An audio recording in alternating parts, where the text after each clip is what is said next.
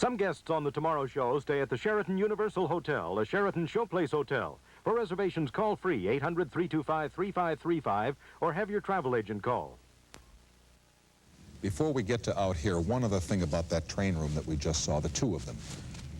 What do you want? When you have all of those, is there still a train you're looking for? Well, you're always looking for the real thing. Actually... What, that was all fake in there? Sort of, yes. We had our big railroad with this locomotive and the other one in the engine house long before I had the toy trains. One thing led to another. Instead of getting bigger, I went smaller.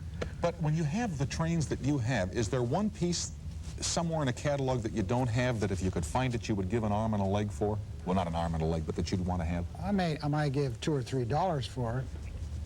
But is there such a piece? I guess there is. I'm trying to find a train that was made in Europe called the Stephenson's Rocket by Markland. A little steamer. It's a toy, very rare. That's my holy grail. Well, there's about 6 million people, so maybe somebody knows where one is. And if I find out, I might let you know. Now to this thing here, which is the full-size locomotive. This is an old Hawaiian sugar. Right. It hauled sugar cane cars in Hawaii. And you found it there? Right after the war, they decided to use trucks. And we had two of them here at one time, but we have one left, and we steam this up. It's a wood burner, very easy. I can get steam in this thing in about 45 minutes, take off. The big one back in the shed takes an hour and a half, and it burns coal. But now, when you found this locomotive, it wasn't as pretty as it is now, huh? Oh, no, it was a rusty piece of junk. We had to put new tubes in the boiler, and I had to find a headlight. We had a photograph to go by from the Baldwin Locomotive Works. I had to find a bell, you know, in order to restore it. We had to build this pilot from the blueprints. But at least you had a point of reference, right. So that what we see now is exactly as Baldwin turned it out in Philadelphia when they built it. Yes, it's a type they turned out. A light, small wheel, mostly made for plantation. Does the number 1 mean anything here? That's our road number. Okay. It's not the first locomotive in the world. This is number 1. The big locomotive is number 2. Probably if you got another one, it would be number 3. We had a 3, and that went to the Smithsonian. Oh, to the Smithsonian? Yes. Was it that distinctive? A friend of mine, Jerry Best, had it. He stored it here, and it was a plantation locomotive, and he's getting along in years, so they asked him would he like to contribute his locomotive to the museum, and he did. It's now up there on a pedestal in Railroad Hall. Okay.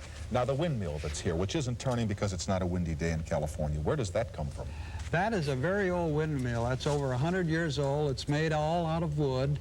By 1900, all windmills were made out of metal. I discovered that down in Chino, California one night during the war. We had a little camp show at Disney's. And I was driving along. It had been raining all day, and we were lost. I had the band with me. And all of a sudden, the clouds parted, and silhouetted up there was... Let me make a mental note. The band is the Firehouse 5 plus 2? Yes. All right, because he did that too. And here, silhouetted was this beautiful windmill, so I went running up to the lady in the farmhouse and was trying to cook the deal up when she all of a sudden tried to shut the door, and I turned around. 2 of the boys in the band put on smocks. They found 2 porter's hats in the station wagon. They looked like attendants from a mental institution. I said, beat it, you guys. Can't you see I'm buying a windmill? And they said, yes, Ward, we'll buy you a windmill. And it took me many letters and phone calls to convince her that I really wanted it. Can we take a little stroll back to the engine house and see what you got back there? I'll bring my oil All right, can. bring the oil along. Now, what can we expect back here? Well, we've got an old parlor car from 1880, and we have an 1881 Baldwin coal burner. It ran on the Nevada Central. This is the big one, huh? Yes, it ran on the Nevada Central Railroad. And this we restored way back in the 1940s. And as you see, we haven't run it for a long time. Why? Because now we have 14 neighbors. As you said, you got the neighbors now. Yeah, and we got all this coal smoke, and they complain about getting their drapes dirty. I didn't know that on the headlights of old locomotives they had bare-breasted women. Well, that's a painting I did. That's my old art school style. Did you put that up there? Yeah. You rake, you. Each side is a different painting, and I try to paint it. Well, let's take a look at those.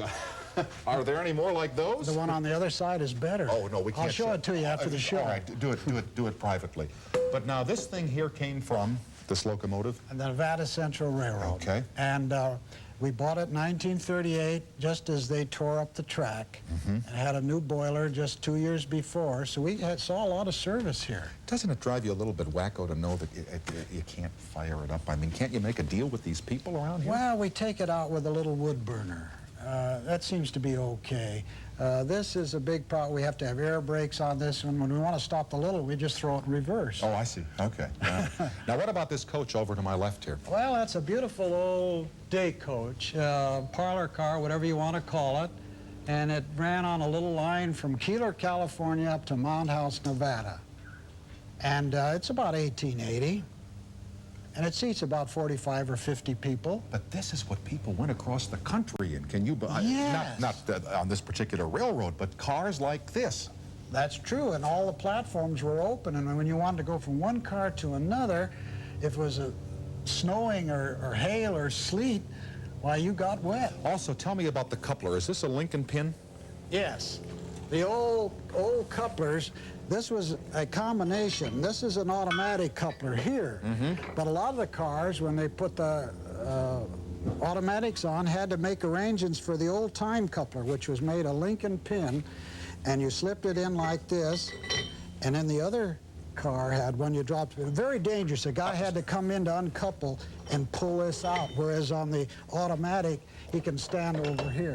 But there were a lot of mashed hands on those couplers before the automatic. a lot of casualties. Can we go inside there?